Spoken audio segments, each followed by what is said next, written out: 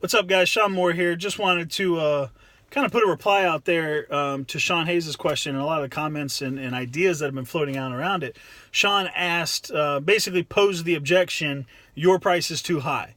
And there's a ton of great ideas going around, a ton of great stuff. Most of it directed towards trying to get the customer either building value that your price is right, which was one of the comments that I put towards it, and also trying to kind of take it away, saying, hey, let's find something in your budget, and then working backwards, backing into their budget.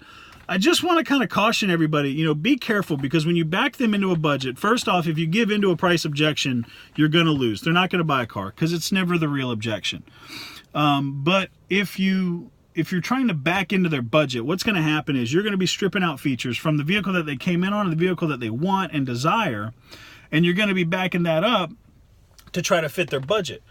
And what happens is you're going to go from a fairly well-equipped vehicle that they don't see value in to a slightly less expensive vehicle with a lot less features, and you're trying to sell them value on that. You're going to be asking them to forfeit their desires, their wants, whatever emotional attachment they may have with the aesthetics of the vehicle, and asking them to give all of that up for their budget.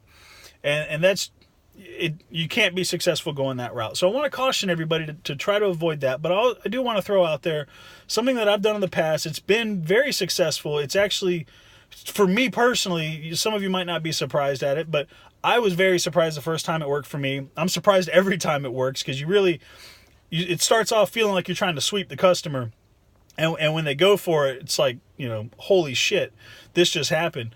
But I've had people that come in on $8,000 cars with 100-something thousand miles, okay? And they're, oh, no, this is too much. And they're trying to, they offer you guys know the game. They offer you $5,000 cash, $6,000 cash. And now you're going back and forth trying to build value on a 10-year-old $6,000, $7,000, $8,000 car, trying to convince them that it's worth whatever it's worth. Throw something newer with less mileage, more features, that cost more. Because all they're really telling you at the end of the day, and this is the most important thing to remember, they're not telling you that all of your prices are too high. They're not telling you that your pricing is too high. They're telling you that you are asking for too much money on that one vehicle. Doesn't mean that you don't have other cars that cost more that they'll be perfectly happy with buying.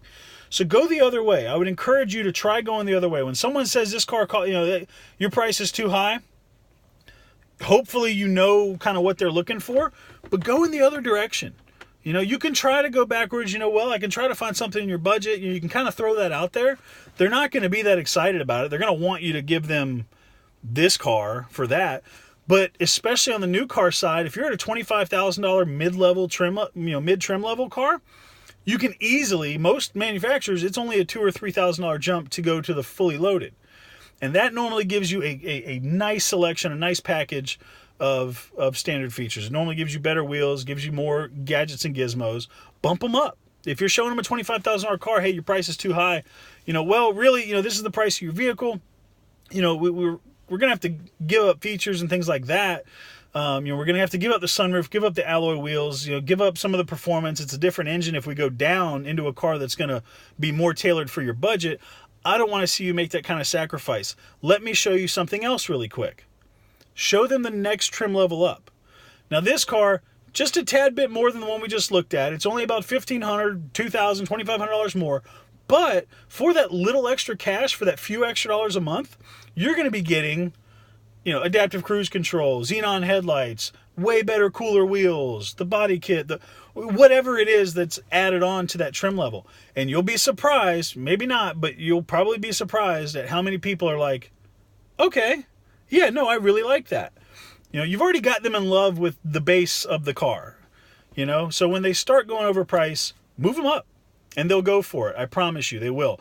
On the new car side, it's an easy jump because of the way that pricing goes, the way incentives normally go.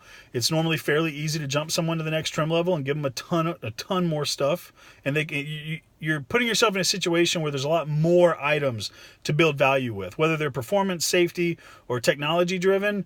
You're going to have more of it, no matter what it is, to sell them the value on. So it's an easier conversation that way. But on a used car side, you can always do the used to new flip. It's too much, to pay 15 grand for this car, blah, blah, blah, blah. Okay, great. For $21,000, I can get you a brand new one with a warranty, no miles. It's actually got Bluetooth, whereas the one 3 years ago didn't, yada, yada, yada. They may see the value on that. So, short story long, that's the point I'm trying to make. Don't always try to work backwards from a price objection. Don't try to avoid it and run from it. Don't try to strip it out to their budget. Do all things when applicable. But I would encourage everyone to start trying to bump up. You're going to have success with it. I promise you.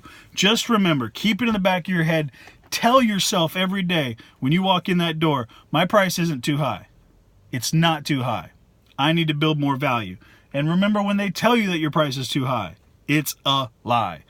And if they do really believe it, it just means that it's too high on that one car. You probably have 200 others out there. Find the one that they see the value in. Present them with some options and make it happen. It's the 14th. You're halfway there. Keep it going.